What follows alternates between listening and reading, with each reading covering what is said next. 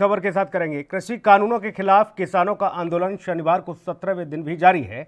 किसान संगठनों ने दिल्ली जयपुर राष्ट्रीय राजमार्ग पर ट्रैफिक ठप करने की चेतावनी दी, तो वहीं दूसरी तरफ हरियाणा में किसानों ने टोल प्लाजाओं को घेरने का आह्वान कर दिया। लिहाजा गुड़गांव और फरीदाबाद में पुलिस अलर्ट पर है और आपको ये बता दें, सुरक्षा के पुख्ता इंतजाम किए गए हैं। हरियाणा में आंदोलित किसानों ने टोल प्लाजा बंद करने की धमकी दी है, जिसे देखते हुए सभी 5 टोल प्लाजाओं पर करीब 3500 पुलिसकर्मियों को तैनात किया गया। ये सभी दंगारोधी नियंत्रण के साथ वहां तैनात किए गए हैं।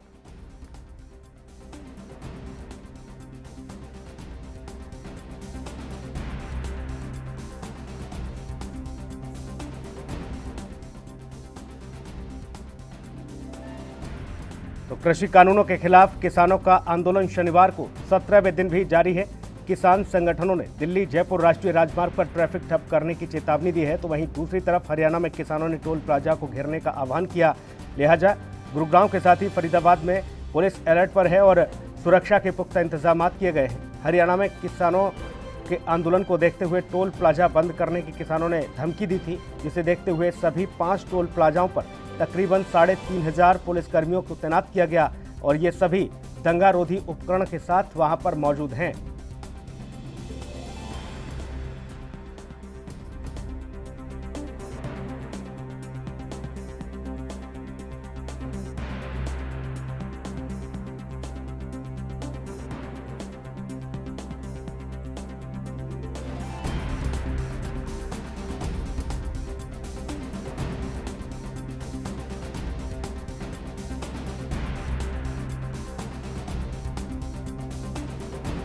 तो उधर दिल्ली के सिंघू बॉर्डर पर किसानों का आंदोलन जारी है। शनिवार को किसान प्रदर्शनों की समीक्षा के साथ ही आंदोलन के भविष्य को लेकर सिंघू बॉर्डर पर एक बैठक भी बुलाई गई। किसानों ने 14 दिसंबर को जिला कलेक्ट्रेट ऑफिस के बाहर धरना प्रदर्शन की योजना बनाई है। इन तमाम मुद्दों को लेकर रणनीति भी किसानों की बनाई जा रही है। आपको ये बता दें कि किसानों का आंदोलन 17वें दिन भी जारी है। दिल्ली के सिंघू बॉर्डर पर किसानों का आंदोलन ये लगातार देखने को मिल रहा है।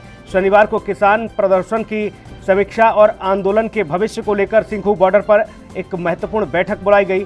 साथ ही आपको बता दें कि किसानों ने 14 दिसंबर को देश भर के सभी राज्यों के जिला कलेक्टरों के ऑफिस के बाहर धरना प्रदर्शन की योजना बनाई है और इन तमाम मुद्दों को लेकर आगे की रणनीति किसानों की बनाई जा रही है।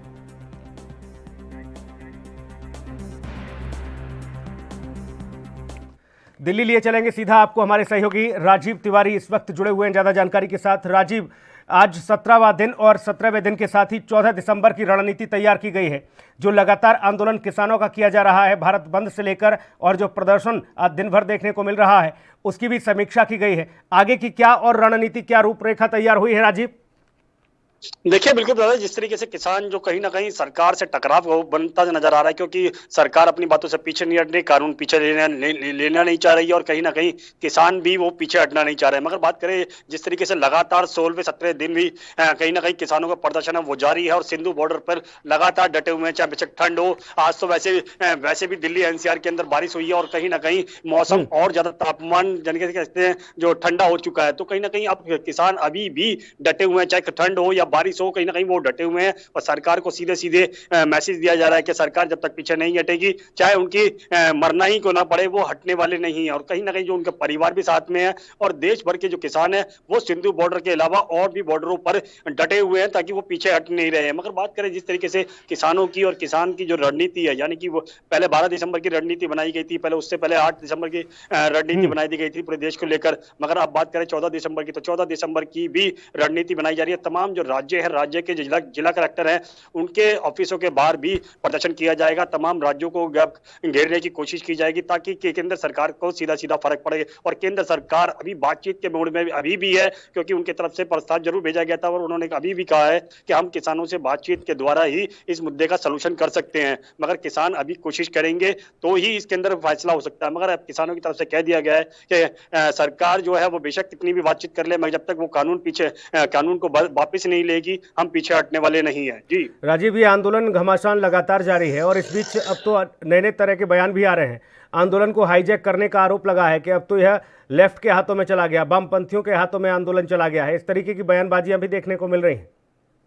देखिए, बिल्कुल बता दें, जिस तरीके से बात करें बयानबाजी की, तो ये भी ज़रूर है, क्योंकि किसानों के साथ विपक्ष ज़रूर खड़ा हुआ है और विपक्ष की जो तमाम पार्टियाँ हैं, वो भी कहीं न कहीं नज़र आ रही हैं और कहीं न कहीं इस आंदोलन को ख़त्म करने के लिए या हाईजैक करने के लिए तमाम अटकलें भी लगाई जा रही हैं। मैं बात करें केंद्र सरकार की, तो केंद्र सरकार ने भी स्पष्ट कर दिया है कि हाँ, इस आंदोलन को हाईजैक किया जा रहा है, इसके अंदर और भी और भी अलग तरह तरीके के मुद्दे उठाए जा रहे हैं, यहाँ तक पोस्टरबाजी की जा रही है, वो भी कहीं न कहीं मुद्दा बनता नज़र आ रहा है। मगर एक चीज़ स्पष्ट है, किसानों की तरफ से भी स्पष्ट कर दिया गया है कि हम किसी का भी बैनर इसमें यूज नहीं होने देंगे और अब जो हमारी मांगे हैं सिर्फ उन्हीं के लिए लड़ रहे हैं, चाहे हमारे साथ विपक्ष हो या ना हो, विपक्ष फिर भी किसानों के लिए खड़ा हुआ है और कहीं ना कहीं केंद्र सरकार से गुहार लगाई जा रही है कि केंद्र सरकार जो बिल लेके आई है उसको वापस ले, मगर लगता नहीं है शायद केंद्र सरकार बिल वापस लेगी। जी, 14 तारीख की जो रणनीति बनाई गई है राजीव, उसमें क्या आगे उस लगातार प्रदर्शन को जारी रखने की बात कही गई है या फिर एक दिन के लिए ही कलेक्टर ऑफिसों को घेराव करने की बात कही गई?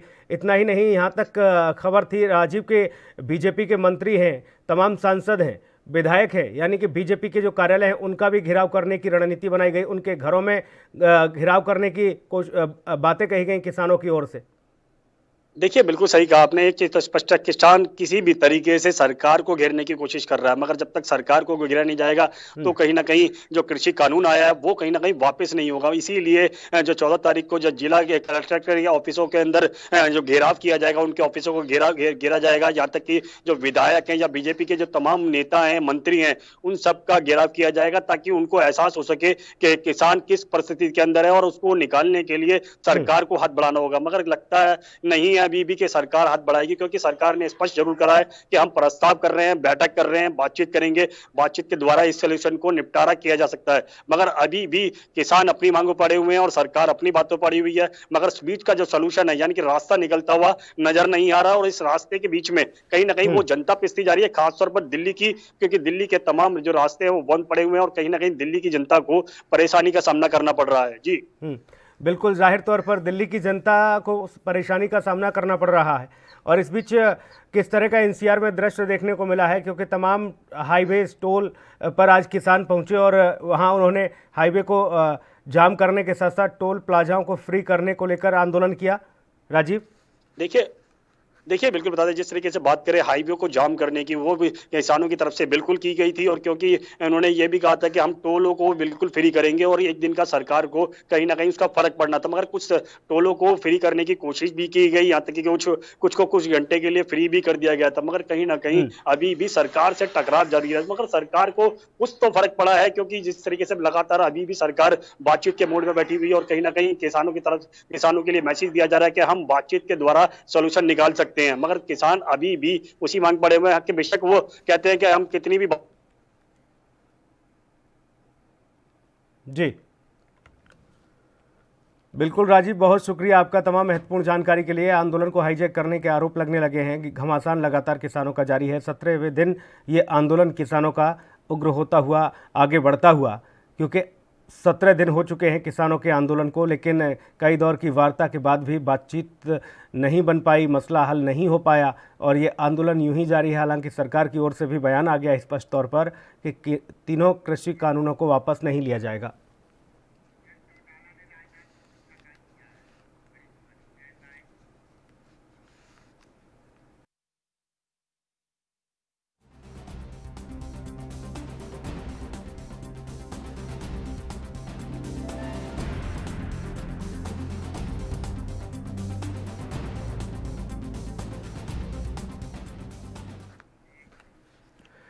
उधर कृषि कानूनों के खिलाफ किसानों का आंदोलन शनिवार को, आपको बता दें, 17वें दिन जारी है। किसान संगठनों ने दिल्ली जयपुर राष्ट्रीय राजमार्ग पर ट्रैफिक ठप करने की चेतावनी दी, तो वहीं दूसरी तरफ हरियाणा में किसानों ने टोल प्लाजाओं को घेरने का आह्वान किया और इसी के साथ गुरुग्राम और फरीदाबाद में पुलिस अलर्ट पर दिखी, सुरक्षा के कड़े इंतजाम देखे गए। हरियाणा में आंदोलन कर रहे किसानों ने टोल प्लाजा बंद करने की उधर धमकी दी, उसको देखते हुए आपको बता दें कि हजारों की संख्या में पुलिस कर्मियों को तैनात किया गया टोल प्लाजाओं पर और सभी दंगारोधी उपकरण के साथ टोल प्लाजा पर पहुंचे। ये तस्वीरें आप देखिए टोल प्लाजा की हरियाणा में, जहां पर पूरी मुस्तैदी के साथ पुलिसकर्मी भी मोर्चा संभाले हुए हैं, तो वहीं किसानों ने भी अपना प्रदर्शन, अपना आक्रोश जारी रखा और इस बीच इन टोल प्लाजाओं को फ्री भी कराया गया।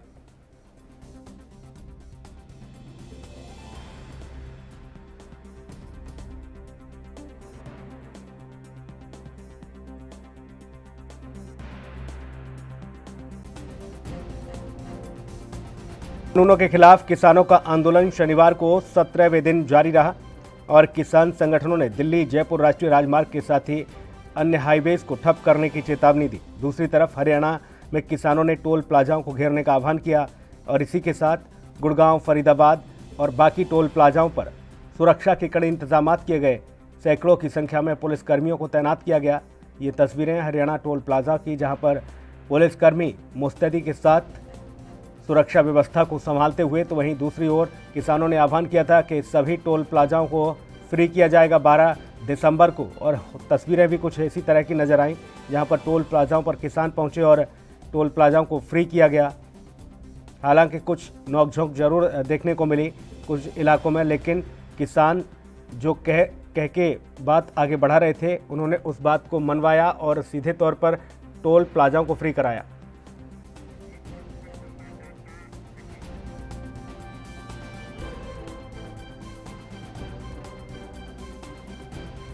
हमारे सहयोगी ज्यादा जानकारी के साथ फोन लाइन पर मौजूद हैं। अभिषेक, हरियाणा में टोल प्लाजाओं पर खासी मुस्तैदी देखने को मिली, पुलिसकर्मी भी तैनात रहे और इस बीच टोल प्लाजाओं को फ्री करने का जो आह्वान किया था, वो किस तरह की तस्वीरें अब तक रही हैं और अभी भी वो लगातार स्थिति जारी है?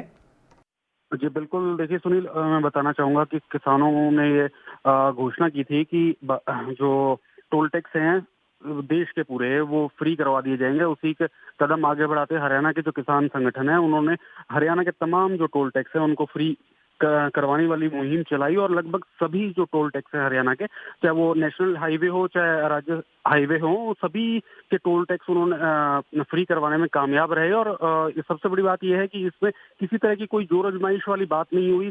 छोटी मोटी बहस की एक दो जगह से जरूर सूचना मिली, लेकिन किसी भी तरह का जो है कोई इसमें परेशानी नहीं आने दी किसानों ने किसी को भी, और ना टोल टैक्स वाला जो कर्मचारी है उनकी तरफ से कोई इसका विरोध ज्यादा किया गया। और वहीं सुरक्षा की बात करी जाए तो नेशनल हाईवे पे जितने भी टोल टैक्स है उसमें हरियाणा पुलिस के जवानों को सिक्योरिटी के पर्पज से खड़ा किया गया था। मुस्तैद थे सारे जवान, ताकि किसी तरह का जो अगर कोई अप्रिय घटना हो तो उस पर तुरंत ही काबू पाया जा सके। जी सुनील, इस बीच सिर्फ किसानों के लिए ये टोल फ्री रहे थे या फिर बाकी लोग भी आज पूरे दिन जो है जिन्होंने आवागमन किया वो सभी बिना टोल के ही निकले?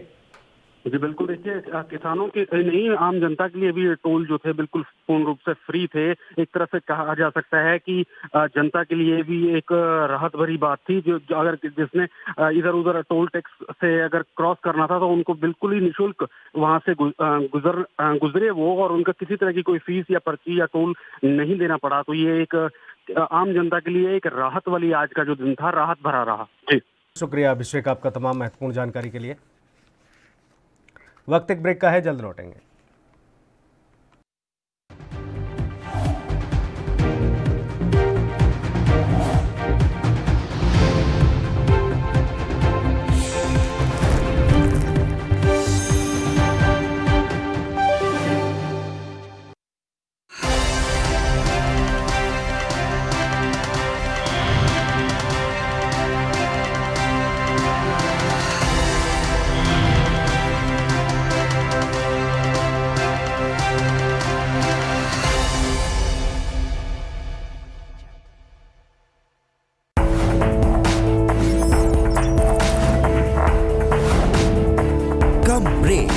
और ज्यादा खबरों के साथ देखिए ANP news in channel number पर। क्या आप दुबले पतले कमजोर हैं, आपकी सेहत नहीं बनती, भूख कम लगती है, वजन नहीं बढ़ता? दरअसल मेन बात खाना पीना खाना नहीं है, मेन बात है खाया पिया लगना। और अगर खाया पिया लगेगा ही नहीं तो सेहत बनेगी कैसे? इसलिए हमारी संस्था सन्यासी आयुर्वेदा ने एक ऐसी दवा बनाई है जो कि आपके पाचन तंत्र को, आपके लीवर सिस्टम को ठीक करने का काम करती है, ताकि आप जो भी खाएं उसका पूरे का पूरा निचोड़ आपके शरीर को लगे, आपकी भूख बढ़े, खाया पिया सही से लगे, नया खून बने, हड्डियों में जान आए, वजन बढ़े, ताकत बढ़े, चेहरे पर नूर आए और आप मोटे तगड़े खूबसूरत पर्सनैलिटी के मालिक बन जाएं। यह दवा पूरी तरह से आयुर्वेदिक होती है। इसका शरीर पर कोई भी साइड इफेक्ट, कोई भी नुकसान या दुष्प्रभाव नहीं होता। लड़के लड़कियां दोनों इसका इस्तेमाल कर सकते हैं और पहले 15 दिन के अंदर ही आपको इसका असर महसूस हो जाएगा। सिर्फ 650 रुपए की पूरे 1 महीने की दवा होती है और आप इसे घर बैठे 01145454545 पर फोन करके दवा मंगवा सकते हैं।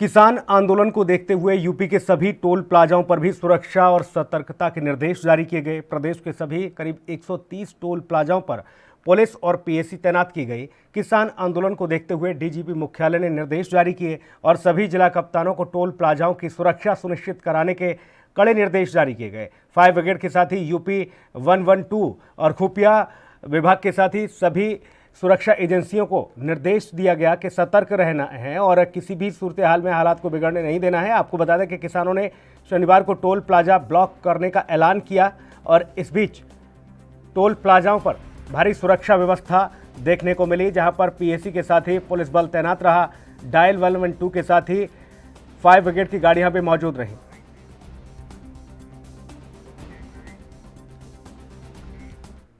पुनीत मोहन हमारे सहयोगी ज्यादा जानकारी के साथ मौजूद हैं। पुनीत, 130 टोल प्लाजाओं पर आज खासी सुरक्षा व्यवस्था देखने को मिली। पुलिस कर्मियों के साथ पीएसी भी तैनात की गई। पुलिस मुख्यालय से आदेश जारी हुआ। किस तरह की तस्वीर प्रदेश भर में देखने को मिली आज? देखिए, सीधे तौर पे जिस तरीके से किसान टोल प्लाजा पर हंगामा कर रहे थे, टोल को लेकर के लगातार प्रदर्शन कर रहे थे और जगह जगह जो टोल प्लाजा हैं उनको वहां पर जहां रोका गया है, तो कहीं ना कहीं भारी सुरक्षा व्यवस्था देखने को मिली है। लखनऊ की अगर हम बात करें तो जो आगरा एक्सप्रेस वे है वहां पर जो किसान एकत्र थे उसके लिए काफी फोर्स के इंतजाम किया गया था। कई थानों की पुलिस फोर्स बुलाई गई थी और सीधे तौर पर किसानों का जो प्रदर्शन चल रहा है वो लगातार धीरे धीरे आगे ही बढ़ता जा रहा है, क्योंकि बातचीत की कोई संभावनाएं नजर नहीं आ रही। कई दौर की बैठकें हो चुकी हैं, लेकिन कहीं ना कहीं सरकार किसानों की कुछ बात पर एग्री नहीं होती है तो किसान सरकार की कुछ बात पर एग्री नहीं होते। अब देखने वाली बात यह होगी कि लखनऊ से लेकर के दिल्ली का जो रास्ता है, चाहे वो गाजियाबाद होकर के हो या नोएडा होकर के हो, जितने भी टोल प्लाजा हैं ज्यादातर पर किसान एकत्र हैं और यूपी गेट तक की किसान एकत्र हैं और कहीं ना कहीं सीधे तौर पर जो ट्रैफिक के आवागमन की में भी असुविधा हो रही है। लेकिन जिस तरीके से किसान प्रदर्शन कर रहे हैं और जिस तरीके से अभी तक कोई नतीजा नहीं निकला है, जल्दी ही हालांकि नतीजे निकलने की संभावनाएं जताई जाती हैं, लेकिन जितनी भी बैठकें हुई हैं वो असफल साबित हो रही हैं। जी पुनीत, बाकी आगे की रणनीति भी किसान देखिए लगातार बना रहे हैं और 14 तारीख का भी आह्वान कर दिया है किसानों ने कि कलेक्ट्रेट ऑफिसों के बाहर प्रदर्शन होगा। उसको लेकर किस तरह की तैयारी और जो टोल प्लाजाओं की आज स्थिति रही, क्या कुछ, क्योंकि कुछ राज्यों में तो टोल प्लाजाओं को फ्री करा दिया गया था, क्या यहाँ पर यूपी में भी कुछ ऐसी तस्वीर देखने को मिली जो किसानों ने टोल को फ्री कराया हो? जी नहीं, यूपी की अगर हम बात करें तो यहाँ पर किसानों ने टोल फ्री कराने का काफी दबाव बनाया, लेकिन कहीं ना कहीं टोल फ्री नहीं हो पाया और ना सरकार की ओर से ऐसा कोई आदेश आया था। अब जिस तरीके से 14 तारीख के लिए आह्वान किया गया है, देखिए अगर दिल्ली चलने के लिए आह्वान किया गया तो भी यूपी का किसान पहुंचा है, टोल प्लाजा फ्री कराने के लिए आह्वान किया गया तो टोल पर भी किसान पहुंचे हैं और 14 तारीख को जिस तरीके से हर मंडलायुक्त कार्यालय और जिलाधिकारी कार्यालय के बाहर किसान प्रदर्शन करेंगे, अब देखने वाली बात ये होगी कि तमाम संगठन जो एक ही बैनर के तले आकर के केंद्र सरकार से अपनी मांगे रख रहे हैं, 14 तारीख के जो अब ये प्रदर्शन करेंगे तो प्रशासन की क्या तैयारियां रहती हैं। जी बिल्कुल, जाहिर तौर पर और लखनऊ का जैसा कि पुनीत सीधे तौर पर देखने को मिला कि देखिए जब भी किसान आह्वान करते हैं किसी भी तरह के प्रदर्शन का या आंदोलन का या एकजुट होने का, तो विपक्षी दल भी भरपूर उनका साथ देते नजर आ रहे हैं। ऐसे में क्या कुछ ऐसी तस्वीरें देखने को मिली टोल प्लाजाओं पर किसानों के अलावा बाकी राजनीतिक दल के लोग भी पहुंचे?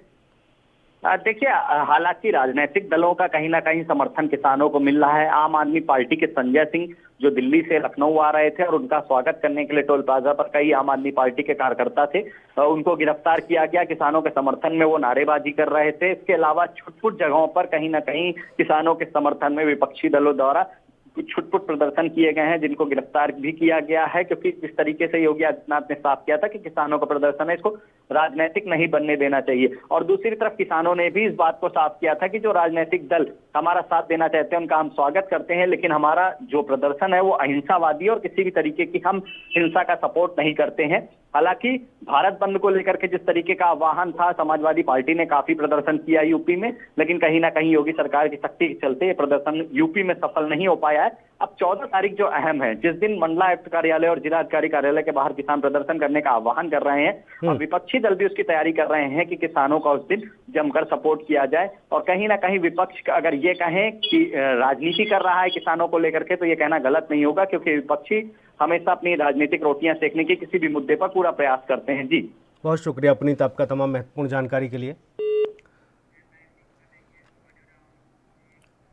आगे बढ़ेंगे, अगली खबर का ही रुख करेंगे। कांग्रेस ने दावा किया है कि कृषि कानूनों के खिलाफ प्रदर्शन के दौरान पिछले कुछ दिनों में 11 किसानों की मौत हो गई है और इसके बाद भी केंद्र सरकार का दिल नहीं पसीज रहा है। कांग्रेस के पूर्व अध्यक्ष राहुल गांधी ने एक खबर का हवाला देते हुए ट्वीट किया, कृषि कानूनों को हटाने के लिए हमारे किसान भाइयों को और कितनी आहुतियां देनी होंगी। कांग्रेस के मुख्य प्रवक्ता रणदीप सुरजेवाला ने भी इसी खबर का उल्लेख करते हुए दावा किया कि पिछले 17 दिनों में 11 किसान भाइयों की शहादत के बावजूद निरंकुश मोदी सरकार का दिल नहीं पसीज रहा। सरकार अब भी अन्नदाता नहीं अपने धनदाताओं के साथ क्यों खड़ी है? देश जानना चाहता है, राजधर्म बड़ा है या राजहट? बता दें कि कांग्रेस के दोनों नेताओं ने जिस खबर का हवाला दिया है उसके मुताबिक दिल्ली बॉर्डर पर चल रहे किसानों के विरोध प्रदर्शन के दौरान पिछले कुछ दिनों में बीमार होने के बाद 11 किसानों की मौत हो चुकी है।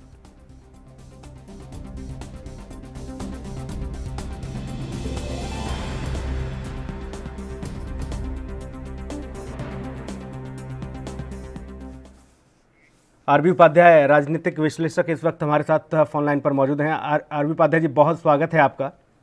धन्यवाद। आंदोलन को आप देख ही रहे हैं हर तरह से, और आज भी आपने तस्वीरें देखी होंगी जब टोल पर किसान पहुंचे, और हालांकि सुरक्षा व्यवस्था उसी हिसाब से राज्यों के स्तर पर की गई, लेकिन राहुल गांधी ट्वीट करते हैं, कहते हैं 17 दिन हो चुके हैं, 11 किसानों की मौत हो चुकी है, लेकिन अभी भी इस मोदी सरकार का दिल नहीं पसीज रहा है। किस तरह से देखा जाए इस ट्वीट को?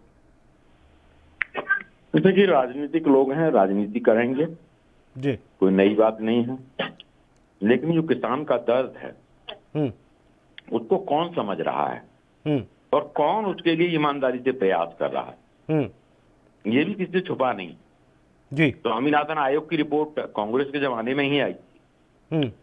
अगर कांग्रेस को चिंता होती किसानों की और किसानों के लिए इतने वेलफेयर स्कीम होती तो स्वामीनाथन आयोग की जो रिपोर्ट थी वो लागू हो जानी चाहिए थी जी।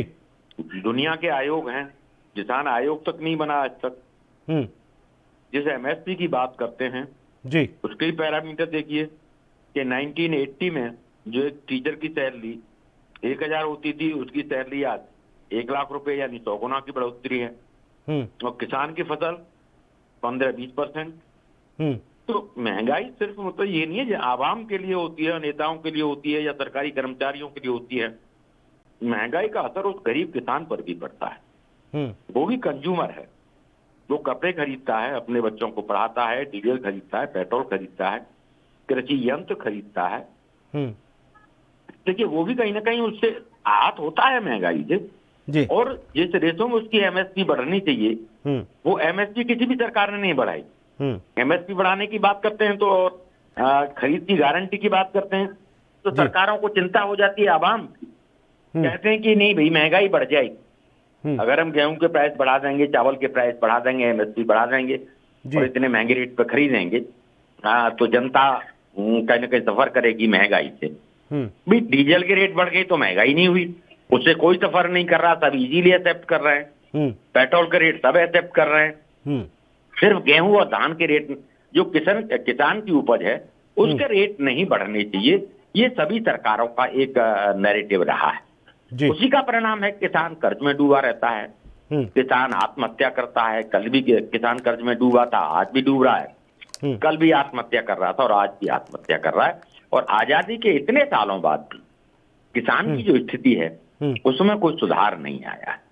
तो और राजनीतिक दल सिर्फ और सिर्फ राजनीति से बाज नहीं आ रहे, किसानों के नाम पर सिर्फ और सिर्फ अपनी फसल काटते हुए वो अब तक नजर आए हैं और आगे भी उनकी इस तरह की मंशा है। आरबी उपाध्याय जी, बहुत शुक्रिया आपका हमारे साथ जुड़ने के लिए, बहुत धन्यवाद आपका। वक्त एक ब्रेक का है, फौरन लौटेंगे।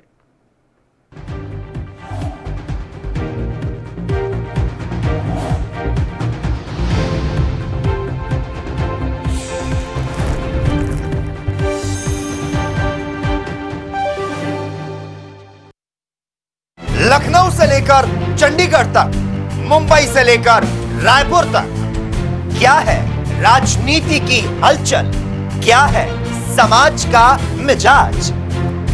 राजधानी लाइव, हमारी नजर, आपका फैसला, हर रोज सुबह 8 बजे सिर्फ ANP न्यूज पर।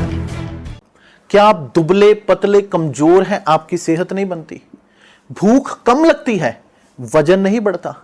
दरअसल मेन बात खाना पीना खाना नहीं है, मेन बात है खाया पिया लगना।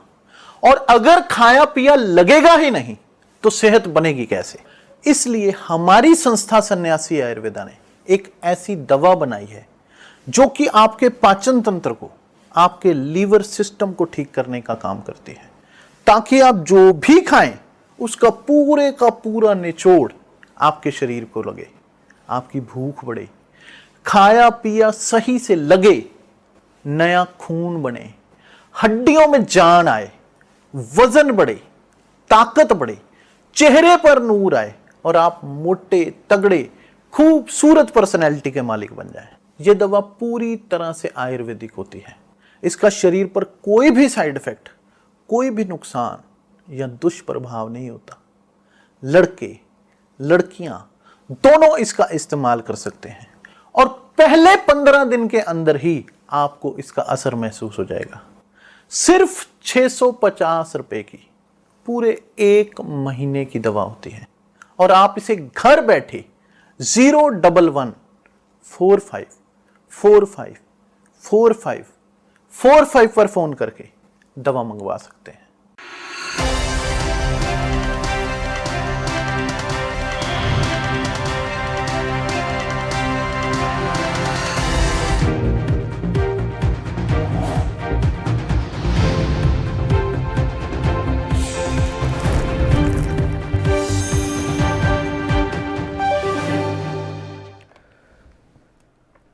ब्रेक के बाद स्वागत आपका। इस बीच बड़ी खबर आपको बता दें, हरियाणा के उप मुख्यमंत्री दुष्यंत चौटाला पहुंचे हैं राजनाथ सिंह से मिलने। उन्होंने राजनाथ सिंह से मुलाकात की है। किसान आंदोलन पर दोनों नेताओं के बीच बातचीत हुई है। इतना ही नहीं, आपको बता दें बातचीत से निकलेगा रास्ता, इस तरह की बात कही गई है। प्रेस कॉन्फ्रेंस कर रहे हैं, क्या कुछ कह रहे हैं सीधा लिए चलेंगे आपको। अलग अलग विषय थे जिसके अंदर मुझे लगता है पंजाब सरकार ने किसान को प्रताड़ित किया और आज उसका एग्रेशन हमें देखने को। लेकिन आपकी जो विलेज है, नेटिव विलेज, वहाँ पे भी लोगों ने बहुत विरोध किया। उन्होंने बोला कि आप सत्ता के साथ जाने के लिए ज्यादा लाभ लेना चाहते हैं लोगों की हेल्प। चौधरी देवीलाल जी तो हमेशा कहते थे अगर किसान सरकार में नहीं होगा तो फिर किसान की बात कोई नहीं सुनेगा। आज मेरी जिम्मेवारी है, अगर आज मैं उनका रिप्रेजेंटेटिव बनकर बैठा हूँ, उनकी जो मांगे हैं, उनकी जो लड़ाई है, उसको अश्योर करूँ कि वो फुलफिल हो, उनके राइट्स को सिक्योर करो। और आज उसके अंदर प्रदेश में हमने करने का काम किया। देश के अंदर जहाँ ये मांग है, मेरी केंद्र के नेताओं से भी निरंतर चर्चा हुई है ओवर टेलीफोन, आज भी मैं उनसे मिला हूँ और मैं पूरी तौर पर उम्मीद करता हूँ कि इसका एक म्यूचुअल सा रास्ता दोनों पक्षों का निकलेगा, जिससे ये स्टैंड ऑफ जो है हमारे बॉर्डर्स पर, इसको हम रिजॉल्व करें। तो सर, आपने भी एक बयान बोला कि 48 घंटे के अंदर आपको लगता है कोई समाधान निकल जाएगा।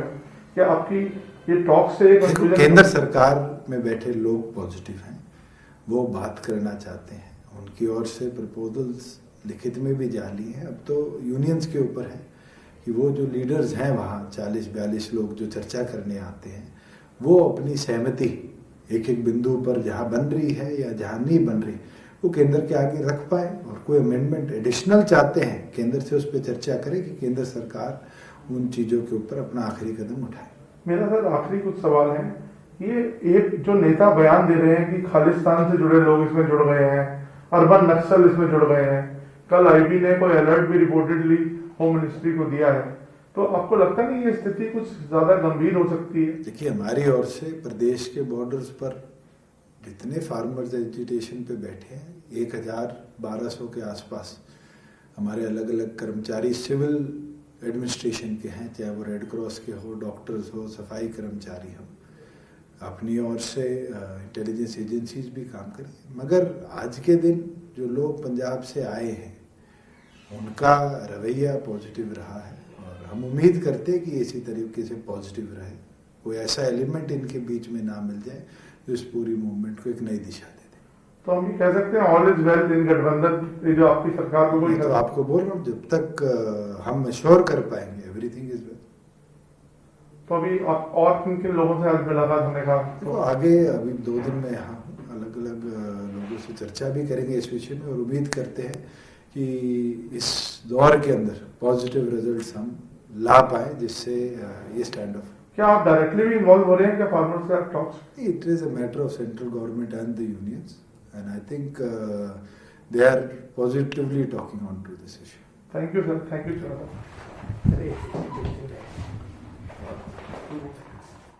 है कि देखिए बातचीत चल रही है, मैं भी लगातार किसानों के इस मांग को लगातार समर्थन कर रहा हूं और मैं कह रहा हूं कि हम जिस तरह से राज्य में सपोर्ट कर रहे हैं उसी तरह से केंद्र भी जल्द से जल्द बातचीत करके इस रास्ते को निकाले, ये पूरे मसले को सुलझाए। तो किसान आंदोलन पर दोनों नेताओं के बीच बातचीत हुई है, उसी की जानकारी दुष्यंत चौटाला अभी दे रहे थे प्रेस वार्ता करके। उन्होंने कहा है कि बातचीत से ही देखिए रास्ता निकलेगा। उन्होंने रक्षा मंत्री राजनाथ सिंह से मुलाकात की है, साथ ही पीयूष गोयल से भी मिले हैं दुष्यंत चौटाला।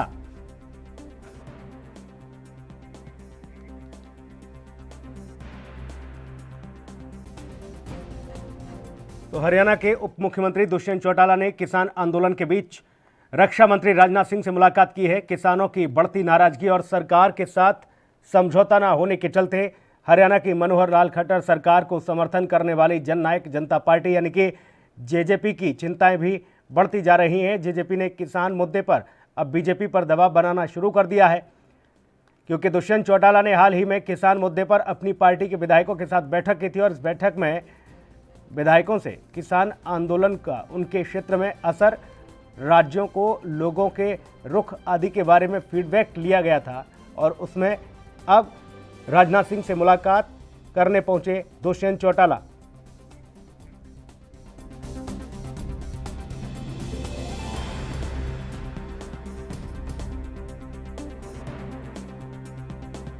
अभिषेक हमारे सहयोगी ज्यादा जानकारी के साथ फोन लाइन पर मौजूद हैं। अभिषेक, दुष्यंत चौटाला पहुंचे हैं राजनाथ सिंह से, पीयूष गोयल से भी मुलाकात की है उन्होंने। जेजेपी की चिंताएं बढ़ रही हैं या फिर वाकई में हरियाणा में भी सरकार गंभीर है? जी देखिए, इसमें ये कहा जा सकता है कि सरकार जो जैसे किसान आंदोलन चल रहा है उसको लेकर गंभीर है और चिंता बढ़ी हुई है। जरूर ये कहा जा सकता है कि गठबंधन सरकार है प्रदेश में, तो उसकी चिंता स्वाभाविक है, क्योंकि जेजेपी जो है वो किसानों की राजनीति करती आई है, किसानों के नाम पर ही सत्ता में इस समय मौजूद है और सरकार चला रही है। तो वही आज डिप्टी सीएम दुष्यंत चौटाला ने केंद्रीय मंत्री रक्षा मंत्री जो है राजनाथ सिंह, उनसे भी मुलाकात करी और वहीं उसके बाद उन्होंने कृषि मंत्री जो केंद्र के नरेंद्र तोमर है उनसे भी मुलाकात करी है और जो प्रदेश के जो हालात हैं या उनसे अवगत कराया, जो जानकारी हमारे को मिली। और वहीं जो उन्होंने अपने हाल ही में जो मीडिया से रूबरू हुए तो उन्होंने कहा भी था कि हमारे हाथ में बहुत कुछ ज्यादा नहीं है, इन कृषि कानूनों को लेकर केंद्र सरकार की ओर से ये बनाए गए हैं, तो हम किसानों की आवाज वहां तक पहुंचा सकते हैं। तो एक ये कहा जा सकता है कि जो प्रदेश के आवाज कहें या किसानों की जो मांग है या जो मौजूदा स्थिति है प्रदेश की, उससे अवगत उन्होंने करवाया है। जी, इसके पहले भी वो अपने पार्टी के विधायकों की बैठक बुला चुके हैं। वास्तु स्थिति को समझने के लिए उन्होंने कहा है कि राज्य में किसानों का फीडबैक लिया जाए कि वाकई में किस तरह की व्यवस्थाएं हैं, क्या कुछ आंदोलन की रूपरेखा है। धरातल पर स्थिति को समझने के लिए उन्होंने बैठक की थी। उस बैठक के बाद लगातार दुष्यंत चौटाला भी किसानों को लेकर, क्योंकि सवाल पूछे जा रहे थे उनसे कि आप तो किसानों के मसीहा हैं और किसानों के रिप्रेजेंटेटर बनकर बैठे हुए हैं, ऐसे में आप आगे इस बातचीत को बढ़ाइए, इस मसले को सुलझवाइए। ऐसे में दुष्यंत चौटाला की मुलाकात को इन्हीं मायनों से देखा जाए, और क्या ये माना जाए आने वाले समय में हरियाणा में संकट के बादल हैं?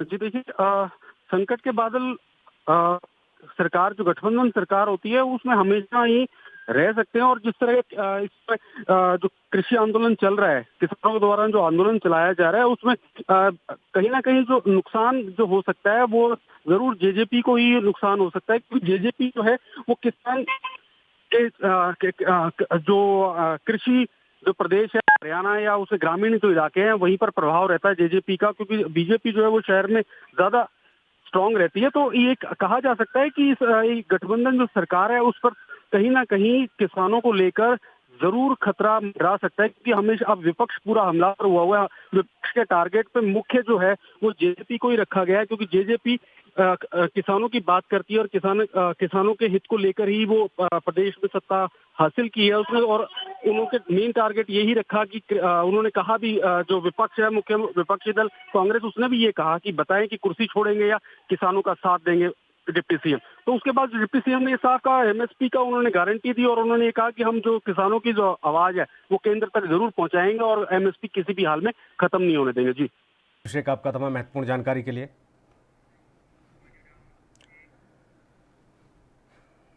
यूपी सरकार राज्य के सभी धार्मिक स्थलों के पंजीकरण एवं रेगुलेशन के लिए जल्द कानून ला सकती है।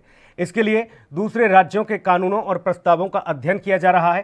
सूत्रों के मुताबिक इस फैसले के पीछे सुप्रीम कोर्ट के आदेश को आधार ही बनाया गया, और इस फैसले में सुप्रीम कोर्ट ने श्रद्धालुओं की सुविधा और धर्म स्थलों के रख रखाव आदि की व्यवस्था के लिए निर्देश दिए थे। रिपोर्ट के मुताबिक उत्तर प्रदेश सरकार धर्मार्थ कार्य विभाग निदेशालय गठित करने जा रही है। आपको बता दें कि धार्मिक कार्यों के संचालन के लिए एक अलग निदेशालय के गठन का प्रस्ताव पास किया गया है। धार्मिक कार्यों के रेगुलेशन के लिए एक संस्था नहीं होने की वजह से धर्मार्थ कार्य विभाग की योजना और इससे जुड़े प्रोजेक्ट्स के संचालन में प्रशासन को दिक्कतें आ रही हैं। शुक्रवार को लखनऊ में कैबिनेट की बैठक में निदेशालय गठन के प्रस्ताव को मंजूरी दी गई। निदेशालय गठन के बाद सभी धार्मिक स्थलों और रजिस्ट्रेशन के साथ ही रेगुलेशन के लिए सरकार अध्यादेश लेकर आएगी। धर्मार्थ निदेशालय बनने के बाद इसका मुख्यालय वाराणसी में होगा, और निदेशालय की प्राथमिकता काशी विश्वनाथ मंदिर का संचालन के साथ ही प्रबंधन की भी होगी, और इसके अलावा गाजियाबाद में कैलाश मानसरोवर भवन का निर्माण और प्रबंधन किया जाएगा।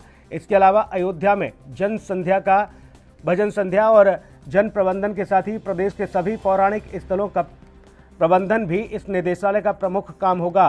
तो जल्द ही योगी सरकार अब धार्मिक स्थलों के लिए कानून बना सकती है। पुनीत हमारे सहयोगी ज्यादा जानकारी के साथ फोन लाइन पर मौजूद हैं। पुनीत, अब धार्मिक स्थलों के लिए भी कानून आ सकता है, इसको लेकर सीधे तौर पर अध्यादेश आएगा पहले और फिर कानून बन जाएगा। बातचीत हुई है इसको लेकर, कैबिनेट की मीटिंग में प्रस्ताव पास हुआ। देखिए, शुक्रवार को योगी सरकार की कैबिनेट बैठक थी, जिसमें जो धार्मिक स्थल है उनके निदेशालय को लेकर के निदेशालय के गठन को लेकर के एक चर्चा हुई और ये प्रस्ताव पास हुआ है। इस प्रस्ताव का मुख्य कारण है कि सुप्रीम कोर्ट ने श्रद्धालुओं की सुविधा और धर्म स्थलों के रखरखाव आदि की व्यवस्था के लिए निर्देश दिए थे। उसको देखते हुए कहीं ना कहीं योगी सरकार एक निदेशालय गठित करना चाहती है, जिसके अंतर्गत धार्मिक कार्यों के संचालन के लिए एक अलग अगर निदेशालय होगा तो किसी भी जो चाहे वो कोई भी धार्मिक स्थल हो जहां पर किसी तरह का कोई निर्माण कार्य चल रहा होगा उसमें कोई रुकावट नहीं आएगी। और जिस तरीके की एक संस्था न होने से तमाम तरीके की दिक्कतों का सामना धार्मिक स्थलों वालों को करना पड़ता है, चाहे वो जो भी संचालन समिति हो और वो चाहे किसी भी धर्म का धार्मिक स्थल हो, कहीं ना कहीं निदेशालय ना होने के चलते उनको तमाम तरीके के जो कानून है उससे पास करना। अगर उदाहरण के तौर पर हम कहें तो कोई ना कोई मामला अगर लंबित है तो एसडीएम से, डीएम से तमाम तरीके की परमिशन लेनी पड़ती है। लेकिन अगर एक निदेशालय होगा और किसी भी शहर में किसी भी धार्मिक स्थल के लिए अगर कोई बजट आया होगा तो वो अब सीधे निदेशालय से और सीधे धार्मिक स्थल को मिलेगा। अभी तक का जो प्रारूप है वो जिला अधिकारी के पास जाता है, फिर जिला अधिकारी के बाद से जांच होती है, तमाम तरीके की प्रक्रिया होती है जिसको पूरा करना पड़ता है। ऐसे में जो धार्मिक स्थल है उनके रखरखाव का अभाव हो रहा था। टूट फूट को लेकर के भी जो संस्थाएं बनाई गई हैं वो पहले आवेदन करती हैं, फिर डीएम के यहाँ से बजट पास होता है और ये प्रक्रिया इतनी लंबी होती है कि वर्षों लग जाते हैं किसी भी तरीके के बजट को पास होने में। लेकिन अगर निदेशालय का गठन होता है, सीधे आवेदन निदेशालय में होगा और निदेशालय ही धार्मिक स्थल में जिस भी तरीके का रखरखाव है, जो भी इंतजाम है वो सीधे निदेशालय कराएगा और कहीं ना कहीं प्रक्रिया छोटी होगी और धार्मिक स्थल सुदृढ़ होंगे। जी बहुत शुक्रिया पुनीत, आपका तमाम महत्वपूर्ण जानकारी के लिए।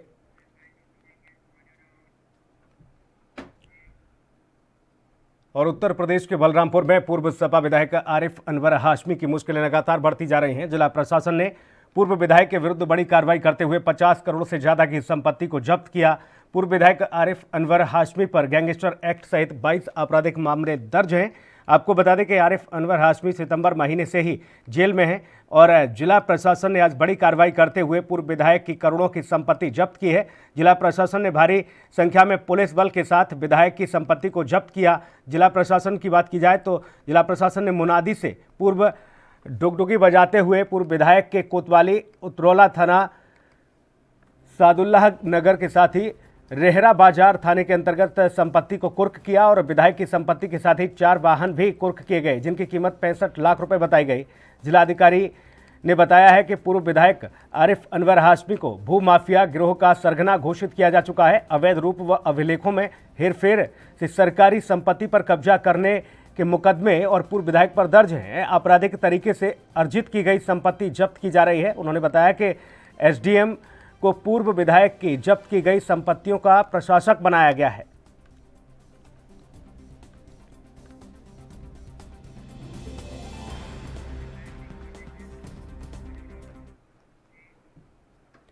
उत्तराखंड में अधिकतर इलाकों में बारिश का दौर जारी है, तो वहीं चारधाम रुद्रप्रयाग चमोली की ऊंची चोटियों पर आपको ये बता दें कि चक्राता के लोखंडी में भी अच्छी बर्फबारी देखने को मिली है। राजधानी देहरादून में भी सुबह करीब 5:30 बजे रुक रुक कर बारिश हुई। मौसम में आए इस बदलाव से तापमान में भारी गिरावट दर्ज की गई। नई टिहरी और आसपास के क्षेत्रों में, रुद्रप्रयाग जिले के निचले इलाकों में भी व श्रीनगर के साथ ही आसपास के क्षेत्रों में बारिश हो रही है और इसके साथ ही हरिद्वार में सुबह तेज बारिश हुई। रुद्रपुर, बाजपुर, नैनीताल, बागेश्वर, डीडीहाट के साथ ही भीमताल और पिथौरागढ़ में भी बारिश हुई है। अन्य हिमालयी क्षेत्रों में घने बादल छाए हुए हैं। प्रदेश में कई मैदानी इलाकों में अगले कुछ दिनों के दौरान तापमान में एकाएक गिरावट भी आ सकती है और इससे सर्दी बढ़ने की भी आशंका है। इसे देखते हुए मौसम विभाग ने चेतावनी जारी की है। साथ ही लोगों को सर्दी से बचाव के साथ ही अतिरिक्त सावधानी बरतने के सुझाव दिए हैं। मौसम विभाग के मुताबिक एक बुलेटिन जारी किया गया है। उसके मुताबिक आज भी कुछ इलाकों में बादल छाए रह सकते हैं और राजधानी दून सहित आसपास के इलाकों में बारिश हो सकती है। इसके अलावा ओले और आकाशीय बिजली गिरने की भी संभावना है। मौसम विभाग ने 15 दिसंबर तक पहाड़ के ज्यादातर क्षेत्रों में हल्की बारिश की संभावना जाहिर की है। हालांकि बर्फबारी का दौर भी देखने को मिला।